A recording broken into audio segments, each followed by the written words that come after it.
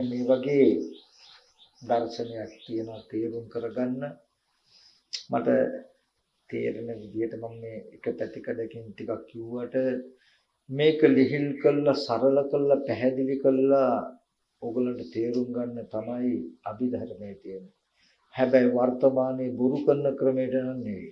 චිත්ත වීති ඉගෙන ගත්තා කියලා එහෙම නැතිනම් මේ චිත්ත කාණ්ඩ ඉගෙන ගත්තා කියලා ඕගොල්ලන්ගේ කෙලෙස් ගෙවෙන්නේ නැහැ. ඕගොල්ලන්ට මොකද වෙන්නේ? තව දැනුමක් එකතු වෙයි ඉගෙනගත්ත පුද්ගලයෙක් බීවේ එච්චරයි. නමුත් ධම්මසංගණිය ඉගෙන ගන්න කියලා මම මතක් කරනවා කොහොමද? ඇහැ කියන්නේ මොකක්ද? රූපය කියන්නේ මොකක්ද? කන කියන්නේ මොකක්ද? ශබ්දය කියන්නේ මොකක්ද? බුදුරජාණන් වහන්සේ පෙන්වලා තියෙයි. ධම්මසංගණිය ඉගෙනගත්ත පමණකින් චුල්ලසෝතපන්නයි කියලා කියනවා. මෙන්න මේ ටික ඉගෙන ගත්තොත් මේ ලෝකීය අනාත්ම ස්වභාවය හොඳට විවර කරලා දෙනවා. ඔබට ඇස් ඉදිරි පිටට ඔබ දැක්කත් නොදැක්කත් ඇස් ඉදිරි පිටට එන රූපේ සැබෑම ඇත්ත මොකද්ද කියන එක පෙන්වන්නේ අභිධර්මයෙන්. ඔබට පෙනෙන ඇහි ඇත්ත සැබෑම ඇත්ත මොකද්ද කියන එක පෙන්වන්නේ අභිධර්මයෙන්. ඒ ටික තේරුම් ගත්ත නිසා තමයි මටත් තේරුනේ ඇත්තටම ටීවී එකේ පෙනෙන රූප වගේ රූප නේද එහෙනම් මේ පෙන්වන්නේ මේ ඔක්කොම අභිධර්මයට හිත දැබුවාම තමයි පෙන්වන්නේ ටීවී එකේ පෙනෙන රූප කෙනෙක් නෙමෙයි කියලා අපිටවත් හිතුන්නේ නැහැ නේ උච්චරව බලලා. එතකොට මේ සැබෑවටම පෙනෙන එක කොහෙ පෙනෙන්නේ? සැබෑවයි කියලා. අච්චර පෙනෙන එකෙත් පෙනෙන්නේ නැතුව. ඒ ධම්මසංගණීය කරනකොට තමයි තේරෙන්නේ ටීවී එකේ පෙනෙන රූප මට්ටම නේද රූප වල ඇත්ත කියලා පෙන්වන්නේ. අනාත්මයි කියලා පෙන්වන්නේ. මේ හැම රූපයක්ම එහෙනම් ඒ මට්ටම නේද කියලා පන්න ඒ ටික රූපේ අනාත්මයි කියලා දකිනකොට තමයි ශක්තියක් ධෛර්යයක් එයාට එන්නේ. එහෙනම් ආත්ම සංඥාව මනස පිළිබඳ ඌවක්මයි කියන එකට ලොකු හයියක් එන්නේ. ඒ තාක් අපිට පෙනෙන්නේ මෙහි ආත්මයි වගේමයි. බාහිර රූපේ ආත්මයි වගේමයි. රූපය අනාත්මයි කියන එක හොඳට පැහැදිලි වුණාම තේරෙනවා ආත්ම සංඥාව මනස පිළිබඳ ඌවා. එහෙනම් මනස පිළිබඳ ඌවක් ඌ කෙලෙසේ රූපේ මත පතිත වෙලා මේ දුක නිර්මාණය කරලා තියෙන කියන උත්තර ටික එනවා. ඒ නිසා මේ මම කතා කරන දේශනාවේ සම්පූර්ණ හරය අන්තර්ගතය අභිධර්මය. ඕගොල්ලෝ අහලා ඇති බුදුහාමුදුරන්ගේ කාලේ ධර්ම විනය කියලා දෙකක් විතරයි තිබුණේ. අභිධර්මය කියලා එකක් ඕනේ තිබුණෙත් නැහැ ඕනෙත් නැහැ කිව්වා. අද කවුරුත් ප්‍රතික්ෂේප කරන්නේත් නැහැ. ගොඩක් දෙනෙක් අභිධර්මය පිළි නොගන්නේ එදා අභිධර්මය තිබුණ නැහැ කියලානේ. ඇත්ත. ධර්මය අවබෝධ වෙච්ච කෙනෙකුගේ මනසට පෙනෙන මට්ටමටයි අභිධර්මය කියන්නේ. එහෙම අවබෝධ වෙච්ච මනසකින් කතා කරන කෙනා දේශනා කරන දේශනාවල් තුල අන්තර්ගතය අභිධර්මය.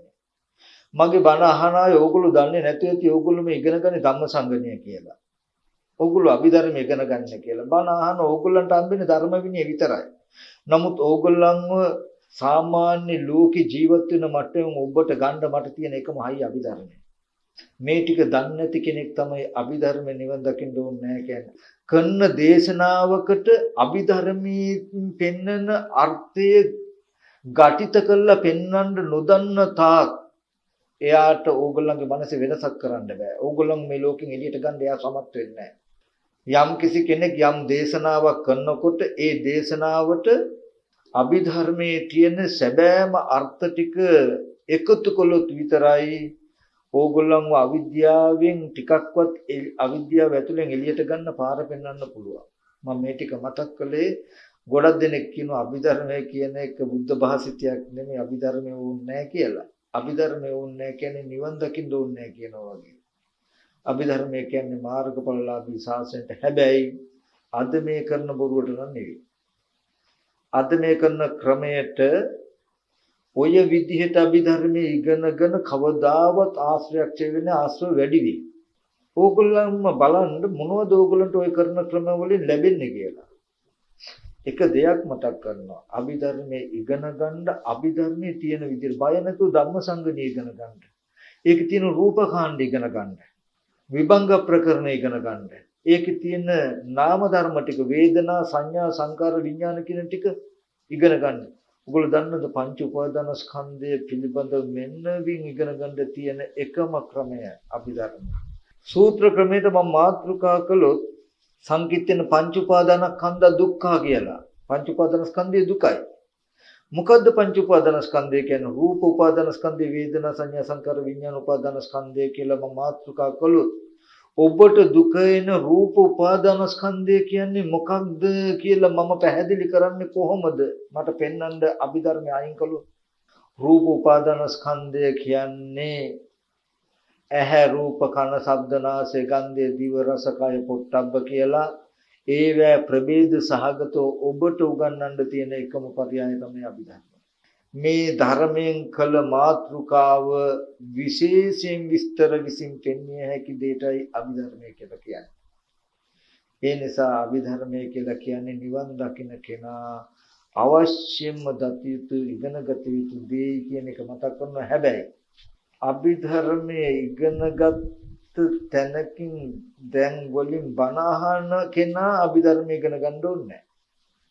ඒ කියන්නේ දැන් මේ ධර්මයේ විතරයි තියෙන්නේ. නමුත් ඕගොල්ලෝ මේ ඇහුවේ මේ කියලා දුන්නේ අභිධර්මයේ කරුණ. ඒක ඕගොල්ලන්ට තේරෙන්නේ නැත්තේ. ඇහි අනාත්ම ස්වභාවය, රූපී අනාත්ම ස්වභාවය කියලා දෙන්නේ අභිධර්මය. ඇහැ අනාත්මයි, රූපී අනාත්මයි කියලා ඔප්පු කරගන්න තියෙන සාක්ෂිය අභිධර්මය. අභිධර්මය කියන ධර්මයට විශේෂණයි. ඒක මම මතක් කළේ අභිධර්මය අවබෝධ වෙච්ච මනසකින් තියෙන මනසකින් දේශනා කරනකොට අභිධර්මය කියලා ඉගෙන ගන්න ඕනේ ධර්ම විනය තමයි. හැබැයි ඒ ධර්ම විනය තුලින් පෙන්වන අර්ථය අතහැරිලා යම් කාලෙක ආපහු ප්‍රතිපත්තිය උපදවා ගන්න තියෙන ක්‍රමය ආයත අභිධර්ම.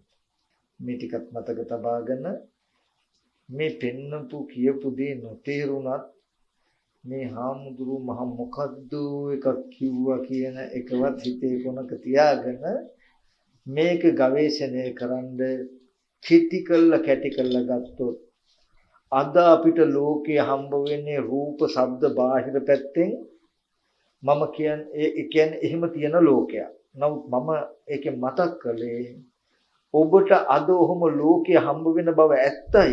ඒ ඔබේ මනසේ පිහිට පිළිසරණ කරගෙනයි. මිසක තියෙන දෙයක් නෙමෙයි. බාහිරින් ඔබට මෙහෙම ලෝකෙ හම්බ වෙන තැන තමයි ලෝකේ. මාත් එක්ක පිළිගන්නවා. හැබැයි ඒ ලෝකය නිර්මාණය කළේ ඔබට ඔබ විසින්මයි. කෙනා තුල පංච උපාදානස්කන්ධ ලෝකයක් තියෙනවා. ඔබේ මනසෙනුයි මේ එකක් බාහිර තියනවා කියලා වටිනාකම් යුක්ත විස්තර පෙන්නලා ඔබට ලෝකය ආදලා තියෙනවා. ඔබටයි ලෝකේ තියෙන්නේ කියන එක මතක් කරනවා.